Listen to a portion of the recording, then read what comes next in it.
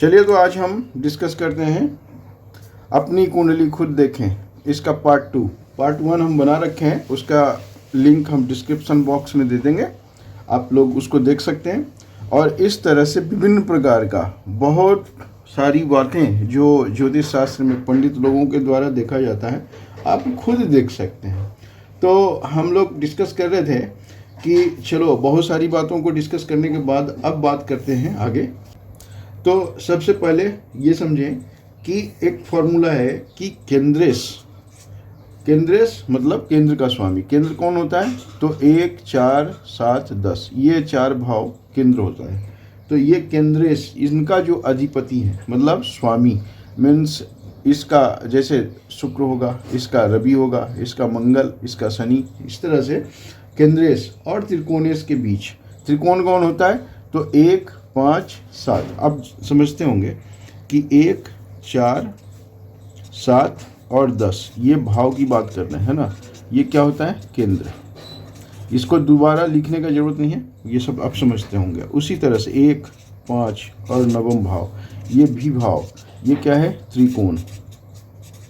तो इनमें सबसे इम्पोर्टेंट बात यह है कि केंद्र का स्वामी और त्रिकोण के स्वामी के बीच किसी भी प्रकार से संबंध होता है तो ये योग कारक होता है। योग कारक मतलब बढ़िया होता है, अच्छा होता है। तो ये भी एक नियम है कि मान लीजिए कैसा होगा, तो ये होगा कि केंद्र में सपोज यहाँ कोई है और इसका दृष्टि बनता हो, मतलब त्रिकोण में कोई है और केंद्र पर दृष्टि देता है, या कोई केंद्र में बैठा है या केंद्रेश है, सपोज इसका स्वामी है, वो किसी न किसी तरह से या तो त्रिकोण में बैठे हुए को दृष्टि देता है या त्रिकोणेश पर दृष्टि देता है। त्रिकोण जहाँ बैठा है, त्रिकोण का जो अधिपति है वो जहाँ बैठा है, तो वो भी एक योग बनता है, राइट। सो ये योग कारक होता है और इसका विचार उत्तम होता है। नेक्स्ट कि बाधक ग्रहों का भी ध्यान रखना चाहिए।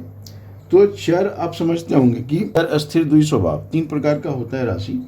तो चर, अस्थिर, द्वि स्वभाव, चर, अस्थिर, द्वि स्वभाव, ऐसे ही मेष, मेघ, वृक, मिथुन, कर्क, सिंह, कन्या, ऐसे करके काउंटिंग किया जाता है। तो अगर मान लीजिए कि चर में कौन होगा, तो 3 से डिवाइड करते जाएं अगर 12 राशि में, तो पहला होगा, तो पहला, दूसरा, तीसरा चर, अस्थिर, द्वि स्वभाव। फिर जो चौथा हो जाएगा वो कर्क होगा, फिर तुला होगा, इसी तरह से, और मकर होगा। ये क्या होगा? चर। तो अब ये बात आती है कि अगर चर लग्न मतलब ये लग्न का स्थान, ये लग्न होता है ना, ये लग्न है, पहला प्रथम भाव। तो लग्न के लिए, इस चर लग्न के लिए एकादशेश है ना। तो अब मान लीजिए कि चर लग्न के लिए क्या है? चर के लिए एकादशेश है ना। दूसरा, अगर मान लीजिए कि चर के बाद अस्थिर या उसको अचर भी बोलते हैं, तो अचर वालों के लिए नवमेश है ना, अचर कह लीजिए या अस्थिर कह सकते हैं। उसके लिए क्या? तो 9th है ना, नवमेश। और है ना, द्वि स्वभाव के लिए 7th, सप्तमेश। तो अब ये समझ लीजिए कि इसका चर अस्थिर में 3 भाव आ रहे हैं। मीन्स ये चर अस्थिर के लिए एकादशेश, और दूसरा है ना अस्थिर, चर अस्थिर के लिए नवमेश, और द्विस्वभाव वालों के लिए सप्तमेश। ये क्या होता है? बाधक ग्रह होता है।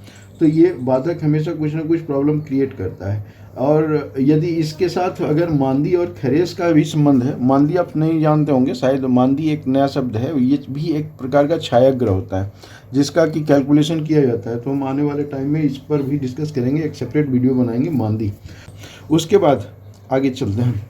आगे है कि किसी भी ग्रह का फल उसकी दशा में प्राप्त होता है, ये आप लोगों को पता है। लेकिन यदि जीवन काल में उस ग्रह विशेष की दशा नहीं आती है तो उसका शुभ और अशुभ फल भी नहीं प्राप्त होता है। तो विभिन्न प्रकार का आप लोग सुनते होंगे कि मतलब योग तो बहुत बढ़िया है कुंडली में, लेकिन उसका फल नहीं मिलता है कुछ लोगों को। तो इस तरह से ये देखा जाता है कि वो तभी इफेक्टिव होगा, तभी लागू होगा जब महादशा होगा, प्रत्यंतर दशा होगा, सूक्ष्मांतर दशा होगा, इस तरह का विभिन्न प्रकार का, और उसका गोचर भी आएगा, उस समय ज़्यादा प्रभावी होगा। तो ये सब सारी बातें हैं। नेक्स्ट और भी कुछ नियम हम डिस्कस करते हैं कि कुंडली में बनने वाला जो भी है शुभ और अशुभ योग का भी ध्यान रखना चाहिए। इसके द्वारा प्राप्त मान लीजिए शुभ या अशुभ फल की मात्रा योग बनाने वाले ग्रहों के बल की मात्रा पर भी निर्भर होती है। तो जैसे मान लीजिए कौन सा ग्रह कितना बली है वो आप अंश से डिग्री से भी देख सकते हैं, या फिर उसका उच्च में है या मीन्स स्वगृही है, या उसके बल का क्या पोजीशन है ना, उस पर दृष्टि किसा है, किसके घर में बैठा है, सम या शत्रु या मित्र के घर में बैठा है, इन सब बहुत सारे बात पर ध्यान रख करके और उसके बल को समझना होता है। फिर आगे हम डिस्कस करते हैं कि फलादेश में पहले यह देखना चाहिए कि जीवन काल अल्प है अथवा दीर्घायु है। यदि प्रबल अल्पायु होगा तो बाद के जीवन में मिलने वाला फल व्यर्थ ही हो जाता है। तो जैसे मान लीजिए कि किसी का अल्पायु, जैमिनी सूत्र के अनुसार अल्पायु, मध्यायु और है ना दीर्घायु, इस तरह का विचार किया गया है। तो मान लीजिए कि अगर किसी के जन्म कुंडली में कोई बढ़िया योग भी है, लेकिन उसके हिसाब से अगर कुंडली में अल्पायु का योग है, तो बाद वाला जो दशा या महादशा आने की बात जो होगी, तो बाद वाले टाइम में वो फिर यूजलेस हो जाएगा, तो उसका योग आएगा नहीं, मतलब उसका बेनिफिट मिलेगा नहीं। उसी तरह से आगे पापी ग्रह की महादशा में, पापी ग्रह की अंतर्दशा में अशुभ फल प्राप्त होता है। तो आप जानते ही होंगे पापी ग्रह कौन कौन है, तो पिछले वीडियो में भी डिस्कस कर रखे हैं। तो पाप ग्रह का महादशा भी हो और उसी पाप ग्रह का अंतर्दशा भी हो तो फल तो अशुभ ही होगा, स्वाभाविक बात है। कोई ग्रह यदि नीच का है किंतु उच्च स्थान लग्न से या फिर चंद्र से केंद्र में हो तो वह उत्तम राजयोग कारक होता है। तो जैसे आप समझिए इसको, कोई ग्रह यदि नीच का हो, तो नीच का मतलब आप समझते हैं कि पार्टिकुलरली, जैसे मान लीजिए यहाँ बृहस्पति नीच का है, इसी तरह से सभी ग्रह का अपना उच्च और अपना नीच होता है। तो लेकिन अब क्या है कि उसके बावजूद अगर उच्च स्थान मतलब लग्न से या चंद्र से, लग्न से या चंद्र से या केंद्र में हो, है ना, तो वह उत्तम राजयोग होता है। तो जैसे मान लीजिए हम बात करें कि चंद्रमा से अगर काउंटिंग करेंगे तो 1 2 3 4, अगर चौथा भाव में कोई मीन्स नीच का भी बैठा है फिर भी वो अच्छा माना जा सकता है, राजयोग कारक होता है। तो इस प्रकार से समझने वाली बात यह है कि अगर नीच का भी है कोई ग्रह और नीच राशि में बैठा है, लेकिन अगर उच्च स्थान लग्न से या चंद्र से केंद्र में हो तो वह उत्तम राजयोग कारक होता है। उसी तरह से अगर त्रिक भाव आप समझते होंगे, त्रिक भाव क्या है? त्रिक भाव होता है 6, 8 और 12। 6 मतलब ये, 8 मतलब ये और 12 मतलब ये। त्रिक भाव के स्वामी 6, 8, 12 के स्वामी एक दूसरे के स्थान में हो, मतलब मान लीजिए कि इसका स्वामी इसमें हो या इसका स्वामी इसमें हो, है ना, इस तरह का अगर हो, एक दूसरे के में हो या एक दूसरे से संबंधित हो, संबंध मतलब क्या, कहीं ना कहीं जाकर के साथ में बैठा हो, तो यह विपरीत राजयोग बनाता है। विपरीत राजयोग मतलब राजयोग के अगेंस्ट में बनाता है। सामान्यतः ऐसा समझना चाहिए कि ये ग्रह अशुभ फलदायक होते हैं, लेकिन ऐसी स्थिति में हो तो ये शुभदायक भी हो जाते हैं। तो कैसी स्थिति में, तो मान लीजिए एक दूसरे से कोई ना कोई संबंध बना रहा हो, तो संबंध बनाने का मतलब यही हुआ कि या तो दृष्टि दे रहा हो या एक दूसरे के घर में बैठा हो, इस तरह का। उसी तरह से जातक के पूर्व जन्म का विचार 9th भाव से। अब ये बड़ा इंपॉर्टेंट है, लोग बोलते हैं कि पूर्व जन्म के बारे में किसे पता होगा, है ना, तो पूर्व जन्म का जो स्टडी होता है वो 9th भाव से होता है। ये है, इस जातक का 9th भाव में सभी शुभ ग्रह बैठा है। तो अब पूर्व जन्म की बात करेंगे तो क्या ये हो सकता है कोई दूसरे लोक से आया होगा, कोई अच्छा लोक से आया होगा, दिव्य लोक से आया होगा, ऐसा हो सकता है। तो मतलब इस तरह का ज्योतिष शास्त्र में विचार किया जाता है कि जातक का पूर्व जन्म का विचार 9वें भाव से होता है। लेकिन फिर भी हो सकता है क्या कि अब ये मकर में बैठा है बृहस्पति, तो नीच का है, तो हो सकता है कुछ त्रुटि हुआ, उसके बाद ये पुनर्जन्म लिया हो। तो पुनर्जन्म का आगे भी विचार होता है कि मान लीजिए कि नेक्स्ट जो फिर से जन्म लेना है, पुनर्जन्म, वो पुनर्जन्म का है ना, का ये फिफ्थ भाव से है ना, फिफ्थ भाव से, पंचम भाव से, मतलब इस भाव से, पंचम भाव से पुनर्जन्म का विचार किया जाता है। तो ये भी एक फार्मूला है और इस पर भी डिस्कशन किया जाता है ज्योतिष शास्त्र में। तो उसके बाद आगे बढ़ते हैं कि दूसरा नेक्स्ट नियम है कि यदि कोई ग्रह अपने राशि में है ना, मतलब स्वराशि है और उच्च या फिर उच्च में बैठा है ना, तो अगर मान लीजिए कि ऐसा समझने वाली बात है कि यदि कोई ग्रह स्वराशि में है या उच्चस्थ है, माने उच्च में बैठा है और कारक भी है ना, तब भी यदि उस पर पाप ग्रह की दृष्टि हो तो परिणाम में कुछ न कुछ अशुभ फल देता है। तो दृष्टि का भी बड़ा महत्वपूर्ण होता है। अगर पाप ग्रह का दृष्टि है तो वो भी कुछ न कुछ निगेटिव पॉइंट देता है। उस फिर नेक्स्ट रूल हम बात करते हैं कि जब भाव अपने अधिपति से दृष्ट हो, है ना, कोई भी भाव अपने, जैसे मान लीजिए ये मंगल है, हालांकि यहाँ पर तो स्वगृही है लेकिन अपने भाव इस वृश्चिक को भी देख रहा है ना, तो ये नियम लागू होता है कि जब भाव अपने अधिपति से दृष्ट हो या युक्त हो तो भी वह शुभ फल ही देता है। लेकिन जब कोई पापग्रह अपने से सप्तमस्थ हो, है ना, और तो वह अपने भाव का नाश करता है। तो जैसे मान लीजिए पापग्रह जैसे मान लीजिए ये है ना, अब ये इसका स्वामी पापग्रह होता है मंगल। अब मंगल का सप्तम में होता बाई दी वे, मतलब इसका वैसे कंडीशन में होता तो कुछ ना कुछ डैमेज करता है। तो जैसे इस कंडीशन में भी यहाँ से काउंटिंग करते हैं अगर, तो ये 8वां दृष्टि है ना देख रहा है कि जब कोई पापग्रह अपने से सप्तमस्थ में हो तो वह अपना भाव का नाश करता है। तो ये वाली बात है ना।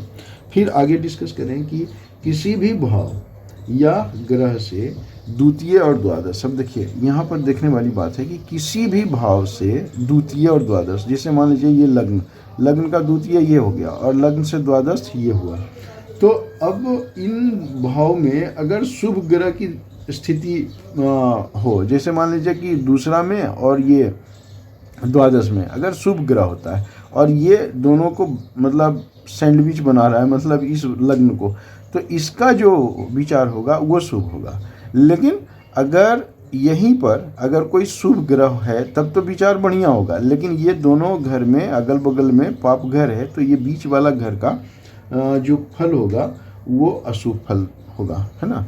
तो शुभ ग्रहों से घिरा हुआ भाव का विचार शुभ होगा और उसी तरह से पाप ग्रहों से घिरा हुआ जो भाव है उसका विचार अशुभ होगा। ये भी ज्योतिष का नियम है। आगे फिर डिस्कस करते हैं कि यदि चंद्रमा सूर्य की किरण से अस्त हो, अब समझते होंगे अस्त क्या होता है ना। अस्त तो वो होता है कि जो सूर्य के डिग्री के है ना आसपास में हो। जैसे मान लीजिए सूर्य अगर मान लीजिए 15 डिग्री पर है ना, और चंद्रमा भी अगर मान लीजिए उसी आसपास में है, जैसे चंद्रमा मान लीजिए 12 के पास है या है ना 17 के पास है, मतलब क्या है 15 के आसपास है, तो क्या होगा, ये चंद्रमा अस्त हो जाएगा सूर्य के प्रकाश से। तो यही ज्योतिष शास्त्र में इस तरह का भी विचार किया जाता है कि किसी मतलब चंद्रमा सूर्य की किरण से मान लीजिए अस्त हो गया तो वह या फिर ऐसा है कि यदि चंद्रमा सूर्य की किरण से अस्त हो गया हो तो वह स्वराशि का या फिर उच्च का होने पर भी शुभ फल प्रदान करने में असमर्थ हो जाता है। तो अब जैसे मान लीजिए जब अस्त ही है, तो जब अस्त हो गया तो फिर वो या तो अपनी राशि में हो या उच्च का भी बैठा है, तो उसका जो प्रभाव होगा वो असमर्थ होगा, अपने कार्य करने में वो समर्थ नहीं होगा। उसी तरह से आगे बढ़ते हैं, तो ग्रह 2 भाव का स्वामी हो, है ना। जैसे आप जानते होंगे कि 2 भाव का स्वामी, जैसे ये मंगल भी होता है ना, 8 में भी होता है और मेष का भी होता है, वृश्चिक का भी होता है। उसी तरह से बृहस्पति भी होता है ना 2 भाव का। उसी तरह से शनि भी होता है। तो ऐसे आप समझिए कि दो भाव का स्वामी जो होता है वह ज़्यादा फल उस भाव में देता है जो भाव उसकी मूल त्रिकोण राशि में पड़ता है। तो आप मूल त्रिकोण राशि का भी कंसेप्ट समझते होंगे, है ना। मूल त्रिकोण वो एक डिग्री वाइज होता है कि किसी भी मतलब एरिया में कितना इस डिग्री से इस डिग्री तक मूल त्रिकोण का फॉर्मूला होता है, वो सब हम डिस्कस करेंगे बाद में। तो अगर मान लीजिए मूल त्रिकोण में पड़ता है और दूसरी राशि का स्थित भाव का फल अपेक्षाकृत कम हो जाता है ना। यदि विषम राशि में स्थित होता है तो पहले विषम राशि स्थिति, है ना, भाव का फल होता है, बाद में समराशि में स्थित भाव का, और यदि समराशि में ग्रह स्थित हो तो पहले समराशि स्थित भाव का फल देता है, बाद में विषम राशि स्थित भाव का फल देता है। तो ऐसा समझना चाहिए। फिर आगे हम डिस्कस करते हैं कि जिस ग्रह के अष्टक वर्ग में यदि भाव में शुभ बिंदुओं का अभाव हो तो उस ग्रह की दशा में उस भाव संबंधी शुभ फल की प्राप्ति नहीं होती है। तो आप लोग समझते होंगे कि एक अष्टक वर्ग बनता है, उसमें या तो बिंदु होता है या लाइन होता है ना। तो उसमें बिंदु का संख्या जितना ज़्यादा होता है उतना ज़्यादा अच्छा शुभ होता है उसके लिए, और अगर कम है तो अशुभ होता है, मतलब उतना ज़्यादा बेनिफिशियल नहीं होता उसका विचार। इसी तरह से आगे भी डिस्कस करें कि कोई ग्रह चाहे कितना भी बली क्यों नहीं हो, यदि वह भाव संधि में हो तो फल देने में असमर्थ हो जाता है। अब भाव संधि में होना ये सब देखना उचित होगा। उसी तरह से आगे हम बात करें कि जन्म कुंडली, है ना, कि चंद्र, सूर्य और नवांश कुंडली पर अवश्य विचार करना चाहिए।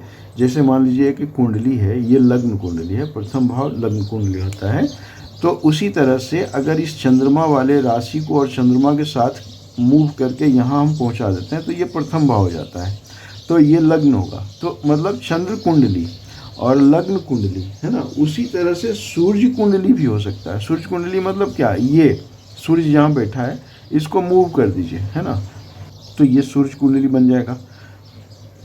सूर्य कुंडली बनाने के लिए क्या है कि सूर्य को यहाँ बैठा दीजिए तो वो सूर्य, या फिर ऐसे ही रहने दीजिए लेकिन इसको पहला भाव मान लेते हैं आप, तो ये सूर्य कुंडली हो जाएगा।